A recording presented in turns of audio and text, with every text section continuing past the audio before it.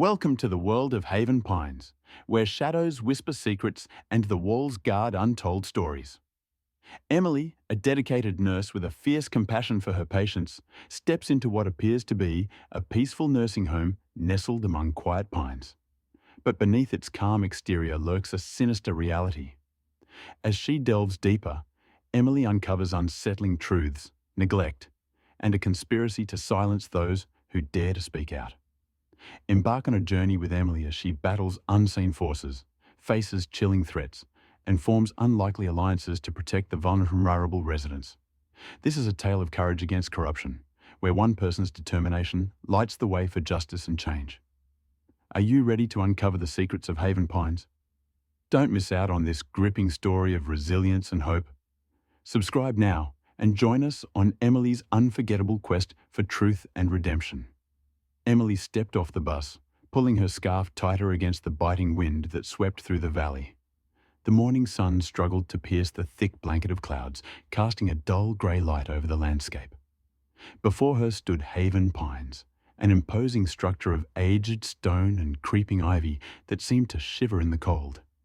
The building loomed like a sentinel from another era, its tall windows reflecting the bleakness of the overcast sky. As she walked up the gravel path, the crunch beneath her feet was the only sound breaking the eerie silence. No birds sang in the skeletal trees that lined the entrance, their barren branches reaching out like twisted fingers. The air was thick with the scent of damp earth and something else. A hint of mustiness that spoke of forgotten corners and long-abandoned rooms. Pushing open the heavy oak doors, Emily entered the foyer. The warmth inside was a stark contrast to the chill outside, yet it brought little comfort. The interior was dimly lit, with sconces flickering along the walls and casting dancing shadows that seemed almost alive. The floorboards creaked underfoot as she made her way to the reception desk, where a stern-looking woman with sharp features and greying hair peered over her glasses. "You're Emily, I presume," the woman said, her tone clipped and devoid of warmth. "Yes, that's me. Emily Clark," she replied, offering a tentative smile. "I am Mrs. Grayson, the administrator here. Punctuality is essential in this establishment. Do try to be on time," Mrs. Grayson admonished, her eyes cold and assessing. "Of course, the bus was a bit delayed," Emily explained, feeling a flush rise to her cheeks under the woman's scrutiny. "Excuses are the refuge of the undisciplined," Mrs. Grayson retorted before handing her a clipboard. "These are your duties. Familiarize yourself quickly." Before Emily could respond, Mrs. Grayson turned and walked briskly down the corridor, her heels clicking sharply against the wooden floor. Left alone, Emily took a deep breath, trying to steady the unease that had settled in her stomach. "Don't mind her, dear," came a soft voice from nearby. Emily turned to see an elderly woman seated in a worn velvet armchair by the window. Her silver hair was neatly pinned up and she wore a knitted shawl over her shoulders.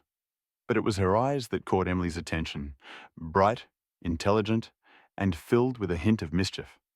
"She means well in her own way," the woman continued, her lips curling into a gentle smile. "And you are?" Emily asked, stepping closer. "Mrs. Thompson?" "But you can call me Margaret," she said, extending a frail hand. Emily shook her hand gently. "It's a pleasure to meet you, Margaret." "Likewise, my dear. New faces are a rarity here." "I do hope Haven Pines treats you kindly," Margaret said, her gaze holding Emily's for a moment longer than expected. There was something in her tone, a subtle warning or perhaps a plea. Before Emily could ponder it further, a clock chimed somewhere in the depths of the building, its deep tones reverberating through the halls. "I should get started," Emily said, holding up the clipboard. "Of course. Duty calls," Margaret replied with a knowing nod. As the day unfolded, Emily busied herself with her tasks, moving from room to room. Yet, an undercurrent of unease threaded through each interaction. She noticed that many of the residents avoided eye contact, their conversations halting as she approached. In the dining hall, whispers fluttered like restless birds, only to be silenced when staff members drew near. While assisting an elderly man named Mr. Harris with his medication, Emily noticed dark bruises along his forearms. "These look painful. What happened?" she asked softly. Mr. Harris pulled his sleeve down hurriedly, his eyes darting toward the door.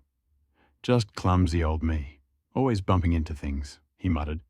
Are you sure? Maybe we should have the doctor take a look, Emily suggested.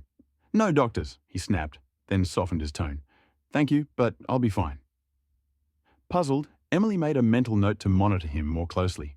Later, as she organised supplies in the storage room, muffled voices caught her attention. Through the thin walls, she could hear two staff members engaged in a terse conversation. She's asking too many questions, a male voice whispered. Then we need to keep an eye on her. We can't have any disruptions, a female voice replied. The hairs on the back of Emily's neck stood up. Were they talking about her? She stepped closer to the wall, straining to hear more, but the voices faded as footsteps echoed down the hall. That evening, during a brief respite, Emily sat in the staff lounge sipping lukewarm tea. She considered sharing her concerns with her colleagues but hesitated. Earlier attempts at casual conversation had been met with curt replies or polite deflections. It was as if an invisible barrier existed between her and the rest of the staff. Determined not to let paranoia get the best of her, Emily decided to focus on her duties. The night shift was quiet. The corridors bathed in the soft glow of wall lamps. The silence was punctuated only by the distant hum of the heating system and the occasional sigh of the old building settling into the night. As she made her rounds, a sudden beep from her pager startled her. Room 217, Margaret Thompson's room. Her heart quickened as she hurried down the dim hallway, shadows stretching and contorting with each step. Reaching the door, she knocked softly before entering. "Margaret, it's Emily," she called out. Inside, the room was cloaked in darkness, save for a sliver of moonlight filtering through the partially drawn curtains. Margaret sat upright in bed, her hands clutching the sheets tightly. Dark stains spread across the fabric. "Good heavens, what happened?" Emily exclaimed, rushing to her side. Margaret's eyes were wide with fear, her face pale. "They wanted to send a message," she whispered, her voice barely audible. "Who did this? Let me turn on the light," Emily said, reaching for the switch. "No!" Margaret grabbed her wrist with surprising strength. "They'll know. They see everything." Emily hesitated but relented, instead fetching a flashlight from her pocket. In the beam of light, she saw shallow cuts on Margaret's arms, the blood seeping slowly. "We need to get you help," Emily insisted, her mind racing. "This is serious." "They warned me, told me to keep quiet," Margaret said, tears welling in her eyes. "But I can't stand by any longer." "Warned you about what?" Emily pressed gently, retrieving a first aid kit from the bedside drawer. Margaret shook her head. "Not here. Too dangerous." As Emily cleaned and bandaged the wounds, she felt a prickling sensation, as if unseen eyes were watching them. The room seemed colder, the shadows deeper. From the corner of her eye, she thought she saw a flicker of movement near the doorway. But when she looked, there was nothing. "Please, Emily," Margaret pleaded, her voice urgent. "Be careful. They don't like outsiders poking around." "Who are they?" Emily asked, keeping her tone calm despite the growing dread inside her. Before Margaret could answer, a floorboard creaked in the hallway. Both women froze. Emily's pulse thundered in her ears as she listened intently. Footsteps, slow and deliberate, passed by the door and faded into the distance. "I have to report this," Emily whispered. "You need protection." "No one here will help," Margaret replied, her eyes glistening with desperation. "Trust no one." Back at the nurse's station, Emily grappled with what to do. Protocol dictated that she inform her superiors, but Margaret's fear was palpable. Deciding to wait until morning, she resolved to keep a close watch for the remainder of her shift. Sleep eluded her that night. In the quiet hours, she wandered the halls, the weight of the building pressing down on her. The atmosphere felt oppressive, as if the walls themselves held secrets too terrible to speak. Once, she thought she heard muffled sobbing behind a closed door. But when she knocked, there was no answer. As dawn approached, the first light of day struggled to penetrate the thick clouds. Emily sought out Mrs. Grayson, finding her in the administrative office meticulously organising files. "Mrs. Grayson, may I have a word on?" Emily began cautiously. "Make it quick," the administrator replied, without looking up. One of the residents, Mrs. Thompson, was injured last night. She implied that someone here might have hurt her. Mrs. Grayson paused, her hands hovering over the papers. Slowly, she raised her eyes to meet Emily's gaze. Is that so? Yes. She seemed very frightened. I think we should look into it, Emily continued. Mrs. Grayson leaned back in her chair, her expression inscrutable. Mrs. Thompson is prone to confusion. At her age, it's not uncommon. These were not self-inflicted wounds, Emily insisted, and she mentioned threats. A tense silence filled the room. Finally, Mrs. Grayson spoke, her voice measured. It's commendable that you care for our residents, Miss Clark. However, I must caution you against making unfounded accusations. I'm not accusing anyone. I just think we should ensure her safety, Emily said, feeling a flush of frustration. Mrs. Grayson's eyes hardened. I will handle the matter. In the meantime, I suggest you focus on your assigned duties. We wouldn't want any misunderstandings to affect your position here. The implicit threat hung in the air. Emily felt a knot tighten in her stomach. Of course, she replied evenly, masking her unease. Leaving the office, she couldn't shake the feeling that she'd just made a dangerous enemy. The rest of the day passed in a blur, the atmosphere heavier than ever. Colleagues avoided her gaze, and whispered conversations ceased when she approached. That evening, as the sun dipped below the horizon, Emily sat with Margaret in the common room. The fire crackled weakly in the hearth, casting long shadows. Did you speak to them? Margaret asked quietly. I did. They didn't seem inclined to help, Emily admitted. Margaret sighed. I feared as much. There's something very wrong here, Emily said, her voice barely above a whisper. I don't know who to trust. You have a good heart, Margaret replied, placing a gentle hand on Emily's. But be careful. They won't hesitate to protect their secrets. Emily looked into the older woman's eyes, seeing a depth of sorrow and resolve. I won't let anything happen to you, she promised.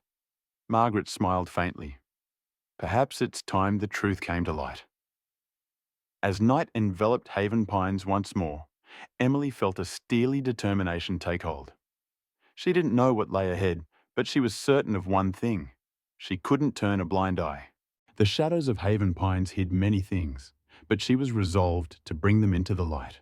The following morning, the pale light of dawn filtered weakly through the heavy curtains of Haven Pines, casting long, gloomy shadows across the corridors.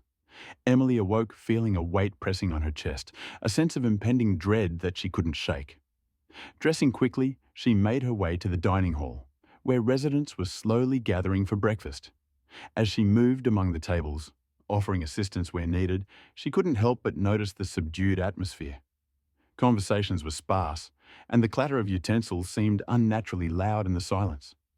Mr. Harris sat alone, stirring his oatmeal absently.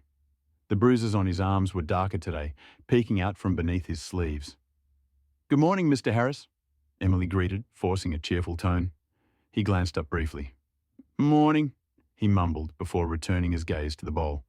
How are you feeling today? She pressed gently. Same as ever, he replied, not meeting her eyes. Before she could continue, Mrs. Grayson's voice cut through the room. Miss Clark, a word, please. Emily's stomach tightened as she followed the administrator to a quiet corner.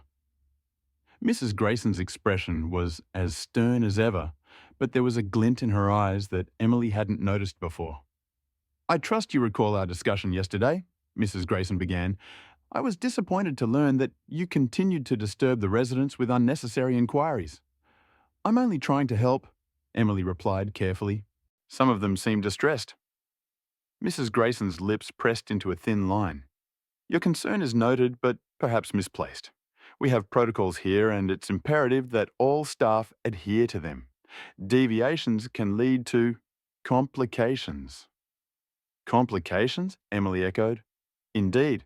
It would be unfortunate if your tenure here were cut short due to misunderstandings, Mrs. Grayson said, her gaze piercing. The implied threat hung heavy in the air. Emily felt a flush of anger, but swallowed it down. Understood, she said tightly. Good. Now, attend to your duties. Mrs. Grayson dismissed her with a curt nod. Turning away, Emily clenched her fists. The walls of Haven Pines seemed to close in around her, the oppressive atmosphere stifling. She needed an ally, someone who could help her make sense of the unsettling events. Later that day, while assisting with afternoon activities in the garden, Emily noticed a young woman sitting with Margaret. The woman had a warm smile and the same sharp eyes as the elderly resident. Curious, Emily approached. "Emily, I'd like you to meet my granddaughter, Sarah," Margaret introduced. "Nice to meet you," Emily said, shaking Sarah's hand. "You must be the nurse my grandmother speaks so highly of," Sarah replied. "She's told me how kind you've been." "Your grandmother is a remarkable woman," Emily said, glancing at Margaret, who gave a subtle nod. "Would you care to join us for a walk?" Sarah suggested. "I'd like that," Emily agreed. As they strolled along the garden paths, the autumn leaves crunching beneath their feet, Sarah broached the subject that had been weighing on Emily's mind. "Grandma mentioned you've noticed some odd things around here," Sarah began cautiously. Emily hesitated. "I have, but it's been difficult to get any clear answers." Sarah sighed. "I've been worried about her. She's hinted at issues, but hasn't given me specifics. I thought maybe you could shed some light." Emily looked around to ensure they were out of earshot. "I believe some of the residents are being mistreated. I've seen injuries that can't be easily explained, and whenever I bring it up, I'm met with resistance or outright hostility." Sarah's expression hardened. "I had a feeling something was wrong. That's why I reached out to someone who might help." "Who?" Emily asked. "A friend of mine, Mia. She's an assistant social worker who's been investigating complaints at facilities like this one," Sarah explained. "She's agreed to meet us tonight." "Is that safe?" Emily questioned, her mind flashing back to Mrs. Grayson's veiled warnings. "Probably not," Sarah admitted, "but we can't ignore this." That evening, under the cover of darkness, Emily slipped out to meet Sarah and Mia at a small cafe on the outskirts of town. The atmosphere inside was cozy, a stark contrast to the chilling environment of Haven Pines. Mia was a determined-looking woman with a firm handshake. "I've heard enough whispers about Haven Pines to know something's off," she said, after introductions were made. Emily recounted the incidents she'd witnessed, the bruises, the cuts, the residents' fearful demeanour. Mia listened intently, taking notes. "You're not the first to report such things," Mia said grimly. "There have been similar complaints from other facilities in the same network. Records altered, sudden transfers, even unexplained deaths." A cold shiver ran down Emily's spine. "What can we do?" "We need concrete evidence," Mia replied. "Documentation, testimonies, anything that can hold up against scrutiny." "But the administration keeps everything tightly controlled," Emily pointed out. "They'll notice if we start digging." "Then we'll have to be careful," Sarah said resolutely. "We can work together, share information discreetly." As they parted ways, Emily felt a renewed sense of purpose, but also a heightened awareness of the risks involved. Returning to Haven Pines, she navigated the silent corridors with cautious steps, every creak of the floorboards setting her on edge. Over the next few days, Emily, Sarah, and Mia coordinated their efforts. Emily began discreetly collecting copies of medical records and noting any irregularities. She paid close attention to the residents, offering comfort where she could, and listening carefully to their stories. One afternoon, while sorting through files in the storage room, Emily discovered a hidden compartment behind a loose panel. Inside were folders marked with dates and names she recognized, residents who had either passed away under suspicious circumstances or been transferred abruptly. Her heart pounded as she skimmed through the documents. There were reports of behavioral issues that didn't align with what she knew of the residents. Medications listed that she was certain hadn't been administered. It was a damning collection of fabricated records. Suddenly, the sound of footsteps approached. Panicking, Emily quickly replaced the files and slipped out of the room, nearly colliding with a colleague. "Looking for something?" the nurse asked, her eyes narrowing. "Just fetching supplies," Emily replied, forcing a casual tone. The nurse glanced past her into the storage room. "Be sure to stay organised. Mrs. Grayson doesn't appreciate messes." "Of course," Emily said, smiling tightly before hurrying away. That night, Emily found an anonymous note slipped under her door. "Stop digging or you'll regret it." Her hands trembled as she read the words. The threat was clear. They were being watched. She met with Sarah and Mia in a secluded spot behind the old chapel on the property. "They know what we're doing," Emily said, showing them the note. "We expected pushback," Mia said, though her expression was grim. "But this means we're onto something significant."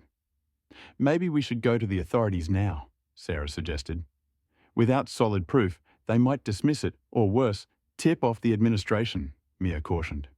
Just then, a shadow moved in the periphery of Emily's vision. "Did you see that?" she whispered. They fell silent, scanning the darkness. The rustling of leaves and the distant hoot of an owl were the only sounds. After a tense moment, Mia spoke. "We need to be more careful. Let's communicate through secure channels from now on." Over the following week, the atmosphere at Haven Pines grew increasingly oppressive. Emily felt eyes on her wherever she went. Staff members seemed to monitor her movements, and conversations ceased abruptly when she entered a room. One morning, she discovered that her locker had been tampered with. The contents were strewn about, and another note lay atop her belongings. "Last warning." Fear gnawed at her, but she refused to back down. Meeting with Margaret, Emily shared her concerns. "They won't stop unless we expose them," she said. Margaret reached out, her frail hand covering Emily's. "You've done so much already. I couldn't bear it if something happened to you because of me." "It's not just for you," Emily assured her. "It's for everyone here." That evening, Emily found Margaret's room empty. Panic surged as she searched the facility, but there was no sign of her. Finally, she learned from a passing nurse that Margaret had been taken to the infirmary after collapsing. Rushing to the infirmary, Emily was barred entry by Mrs. Grayson. "She's in critical condition," the administrator stated flatly. "Visits are not permitted." "What happened?" Emily demanded. "Her age has caught up with her, it seems," Mrs. Grayson replied, a hint of satisfaction in her tone. "I don't believe you," Emily shot back. "I want to see her." "You're overstepping your bounds," Mrs. Grayson's eyes flashed with warning. "Perhaps this position isn't suitable for you after all." Emily met her gaze steadily. "I won't be intimidated." Mrs. Grayson smirked. "We'll see about that." Desperate, Emily contacted Sarah and Mia. "They're escalating. Margaret's in danger. We all are." "We need to act now," Mia agreed. "I'll reach out to my contacts in the regulatory agencies. This can't wait any longer." As they prepared to make their case, Sarah received a call from her parents, urging her to distance herself from the situation. "They're worried," she told Emily, "but I can't walk away, not when my grandmother's life is at stake." Together, they compiled all the evidence they'd gathered. Emily's notes, copies of altered records, and testimonies from residents willing to speak out. Mia coordinated with her contacts to arrange for an unannounced inspection of Haven Pines. The night before the inspection, tension hung thick in the air. Emily couldn't shake the feeling of being watched. As she made her rounds, she overheard snippets of conversation between staff members. "They're on to us," a voice whispered. "Orders are to maintain operations. No deviations," another replied. Sleep eluded her. Instead, she sat by the window, watching the shadows shift under the moonlight. The enormity of what they were up against weighed heavily on her. At dawn, a fleet of official vehicles pulled up to Haven Pines. Inspectors disembarked, their expressions stern as they approached the entrance. Staff members exchanged uneasy glances, and Mrs. Grayson emerged to greet them, her smile strained. Emily felt a surge of hope mingled with apprehension. This was their chance to bring everything to light, but the risks were greater than ever. She joined Sarah and Mia as they stepped forward to meet the inspectors, bracing themselves for the battle ahead. As the inspectors fanned out through Haven Pines, clipboards in hand and determination etched on their faces, the atmosphere grew taut. Residents peered cautiously from doorways, their eyes reflecting a mix of hope and fear. Staff members scrambled to present an air of normalcy, but the undercurrent of anxiety was palpable. Emily stood alongside Sarah and Mia near the main lobby. Mrs. Grayson approached them, her expression a mask of composure, barely concealing her simmering anger. "Quite the spectacle you've orchestrated," she said icily. "We're ensuring the safety and well-being of the residents," Emily replied firmly. Mrs. Grayson's eyes narrowed. "You have no idea the ramifications of your actions." "On the contrary," Mia interjected, "we understand them fully." Before Mrs. Grayson could respond, the lead inspector approached. Mrs. Grayson, we have some concerns regarding the discrepancies in your records and the condition of several residents. I'm sure there's a reasonable explanation, Mrs. Grayson replied smoothly. Our facility has always met the highest standards. We'll see, the inspector said, unimpressed. For now, we'll need access to all areas, including administrative offices and medical records. A flicker of unease crossed Mrs. Grayson's face, but she nodded. Of course. I'll have someone assist you. As the inspection intensified, Emily guided one of the inspectors to the hidden compartment in the storage room. Opening it, she revealed the cache of altered records. This is where they've been hiding documentation of their misconduct, she explained. The inspector examined the files, his expression growing graver with each page. This is serious evidence of malpractice and negligence. Meanwhile, Sarah spoke with other residents willing to share their experiences. Mr. Harris, initially reluctant, finally opened up about the unexplained injuries and the pervasive atmosphere of fear. They warned us not to speak out, he said quietly. Said we'd be transferred to places far worse. Margaret, still weak but determined, provided her testimony as well. We've been silenced for too long. It's time the truth is known. In the administrative office, tensions escalated. Mrs. Grayson, realizing the walls were closing in, attempted to obstruct the inspectors. These are confidential documents, she protested, positioning herself in front of a filing cabinet. The lead inspector fixed her with a stern gaze. Interfering with an official investigation is a serious offence. Seeing no way out, Mrs. Grayson stepped aside, her composure cracking ever so slightly. Beads of perspiration formed at her temples as the inspectors delved deeper into the records. Outside, law enforcement officers arrived, having been alerted by Mia's contacts. The once quiet grounds of Haven Pines were now a hive of activity. Staff members were questioned and several were taken aside for further interrogation. Emily watched as Mrs. Grayson was led away, her hands clenched tightly at her sides. For a moment, their eyes met. There was no remorse in the administrator's gaze, only cold fury. "Do you think this changes anything?" Mrs. Grayson hissed as she passed by. "There are forces at play beyond your understanding." Emily felt a chill but stood her ground. "Maybe so, but we won't be intimidated any longer." With the administration removed, a temporary management team was put in place to stabilise operations. The atmosphere within Haven Pines began to shift. The oppressive weight that had long hung over the residents seemed to lift, replaced by cautious optimism. In the days that followed, a thorough overhaul of the facility was initiated.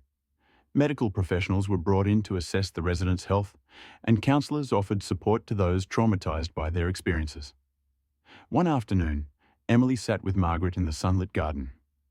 The leaves had begun to turn, their vibrant hues a stark contrast to the sombre tones that once dominated the landscape. "How are you feeling today?" Emily asked, pouring tea into delicate porcelain cups. "Stronger, thanks to you," Margaret replied, a genuine smile lighting up her face. "It's been a long time since I've felt this hopeful." Emily returned the smile. "You were the one who gave me the courage to act." They sipped their tea in companionable silence, the quiet punctuated by the distant laughter of other residents engaging in activities. "What's next for you?" Margaret inquired, her gaze thoughtful. "I'm not sure," Emily admitted, "but I know I want to continue advocating for those who can't stand up for themselves." Margaret nodded approvingly. "You have a gift for compassion. The world needs more people like you." Just then, Sarah joined them, her eyes bright. "You'll be happy to hear that several former staff members have come forward with additional information. The investigation is expanding to other facilities in the network."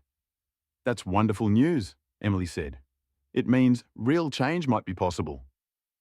"Indeed," Sarah agreed, "and it's all because we refused to stay silent."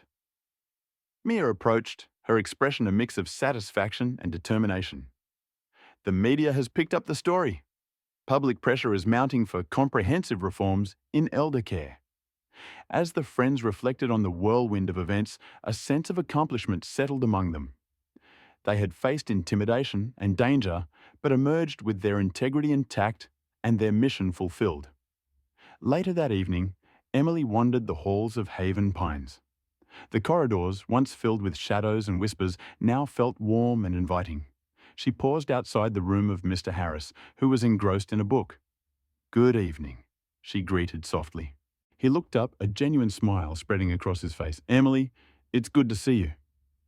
"How are you holding up?" she asked. "Better than I have in years," he replied. "Thanks to you and the others."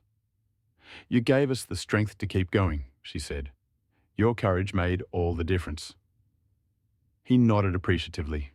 "For the first time in a long while, I feel at peace." As she continued her walk, Emily felt a sense of closure. The darkness that once permeated Haven Pines had been dispelled, replaced by light and hope.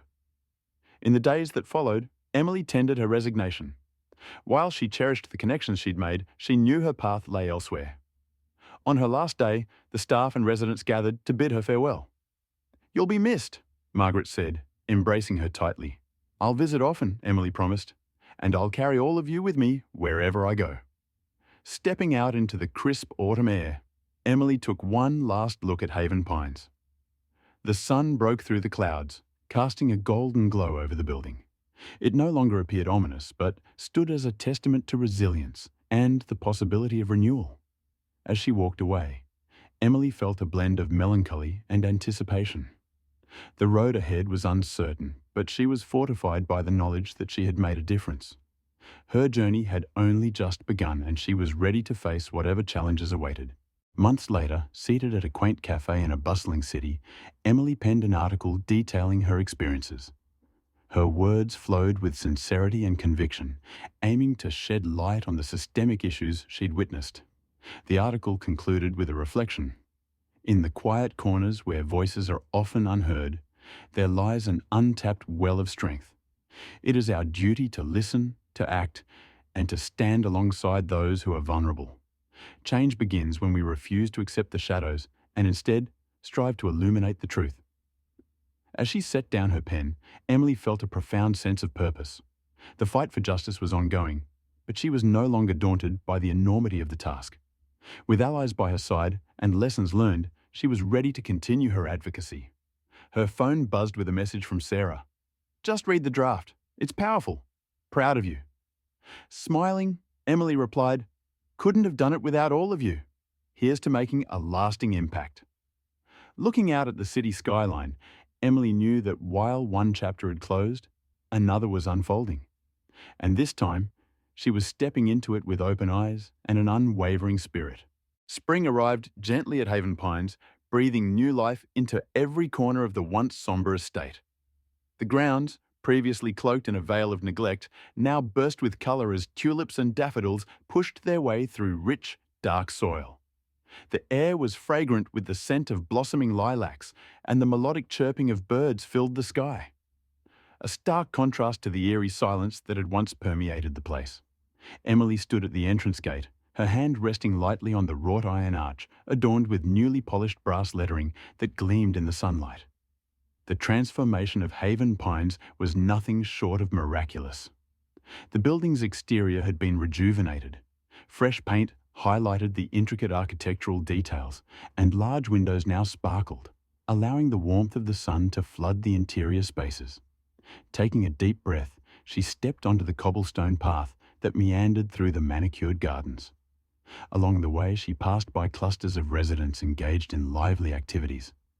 A group practiced Tai Chi under the guidance of a gentle instructor, their movements fluid and harmonious. Nearby, others participated in an art class en plein air, easels set up to capture the vibrant landscape. Laughter and cheerful conversation filled the air, creating a tapestry of sounds that wrapped around Emily like a comforting embrace. As she approached the sunroom, Emily spotted Margaret seated in her favourite wicker chair, a colourful quilt draped over her lap despite the mild weather.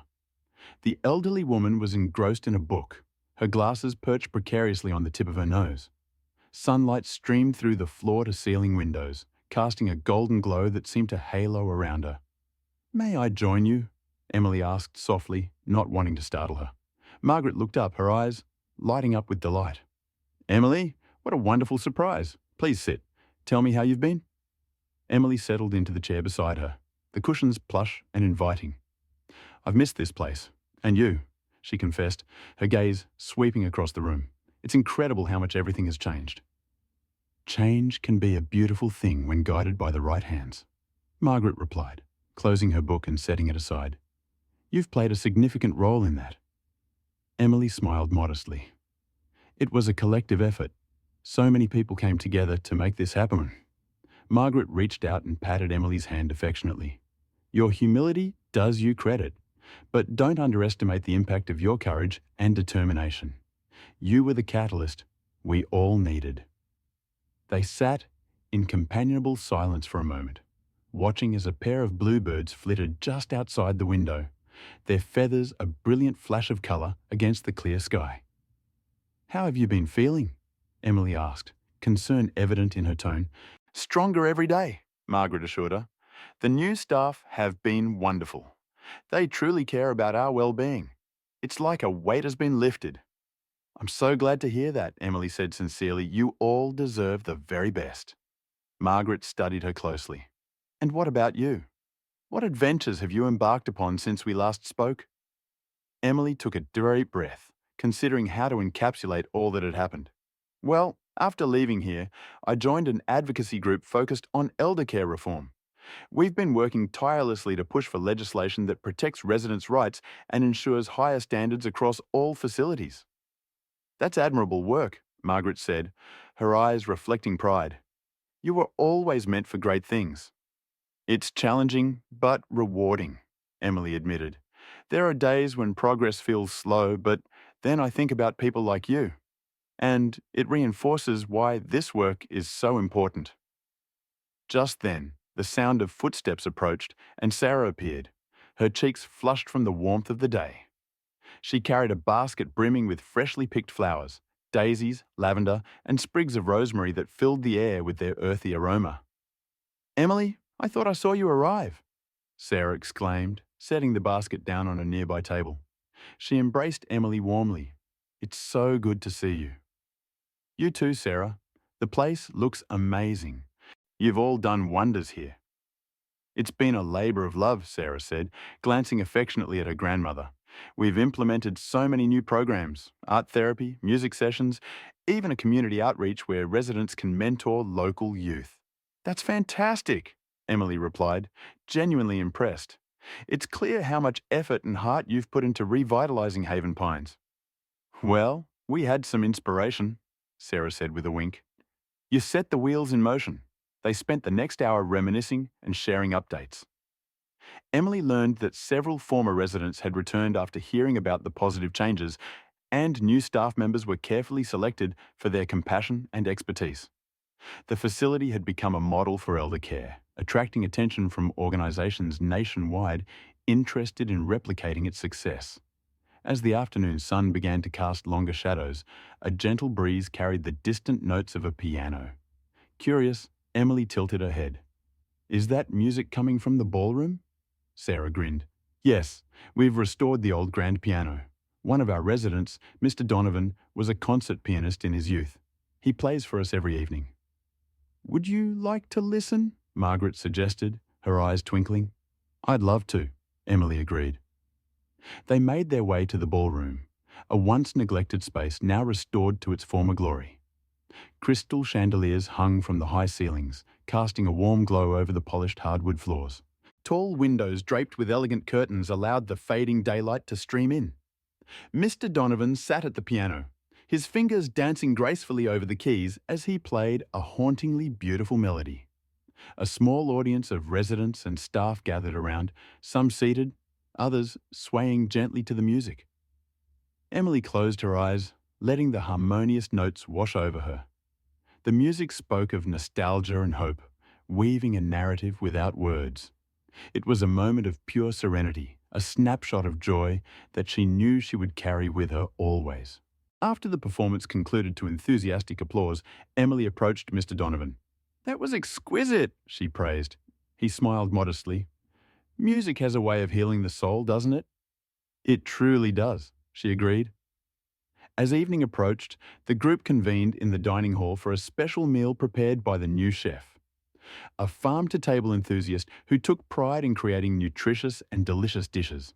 The aroma of rosemary roasted chicken and fresh-baked bread filled the room, and the tables were adorned with candles and floral centerpieces from Sarah's garden. Seated together, Emily, Margaret and Sarah shared stories and laughter. They toasted to friendships old and new, to resilience, and to the bright future ahead. To think, not long ago, this place felt like a shadow of itself, Margaret mused, gazing around the bustling hall. Now, it's brimming with life. It's a testament to what can be achieved when people refuse to accept the unacceptable, Emily said, raising her glass. After dinner, as stars began to dot the twilight sky, Emily found herself once again on the garden path. Fireflies flickered among the hedges, and the soft chirping of crickets provided a soothing soundtrack to the tranquil night. Margaret and Sarah walked beside her, the three of them savouring the peacefulness. "It's getting late," Sarah noted reluctantly. "Will you be staying nearby?" "I have a room booked in town," Emily replied, "but I should probably head out soon." They reached the entrance gate, where their paths would diverge. Turning to face them, Emily felt a swell of emotion. "Thank you both for today. It's been wonderful." "Promise you'll visit again soon," Sarah insisted. "I wouldn't miss it for the world," Emily assured her. Margaret stepped forward, embracing Emily tightly. "Take care of yourself, my dear, and never forget the difference you're making." "I won't," Emily whispered, her voice thick with feeling. "You take care too." As she drove away from Haven Pines, the silhouette of the building receded in her rearview mirror, but the warmth it represented remained firmly in her heart. The road stretched out before her, illuminated by the soft glow of her headlights and the silver light of the moon overhead. Her journey took her through quiet countryside, the rolling hills bathed in nocturnal serenity. Reflecting on the path that had led her here, Emily felt a profound sense of fulfillment. The challenges she had faced, the obstacles overcome, they had all shaped her into someone she was proud to be. Reaching the outskirts of town, she decided to take a detour to a hilltop overlook she remembered from previous travels. Parking her car, she stepped out into the crisp night air. The panorama before her was breathtaking, a patchwork of fields and forests, dotted with the twinkling lights of distant homes. Above, the Milky Way stretched across the sky in a glittering arc. Emily leaned against the hood of her car, gazing upward. The vastness of the universe made her own worries seem small, yet it also reinforced the interconnectedness of all things. Pulling out her journal, she began to write by the light of a small flashlight. "Tonight, under this endless sky, I am reminded of the boundless capacity for change within us all. Each star above represents a story, a point of light piercing the darkness. Just as the night sky is a mosaic of these countless narratives, so too is the world enriched by the diverse experiences and voices of its people. My time at Haven Pines has taught me that, even in places shrouded by shadows, hope can take root and flourish. It begins with a single act of courage, a willingness to stand up and say, 'This is not acceptable.' From there it spreads, touching hearts, inspiring others, and igniting movements. As I continue forward, I carry with me the lessons learned and the faces of those who've touched my life. Their resilience fuels my own, and together, we form an unbreakable chain of solidarity. The road ahead may be fraught with challenges, but I am not deterred. For every obstacle, there is an opportunity. For every setback, a chance to rise stronger. Tonight, I set my intentions to listen deeply, to act justly, and to love generously. In doing so, I hope to honour the trust placed in me and to contribute in my own way to the betterment of this world."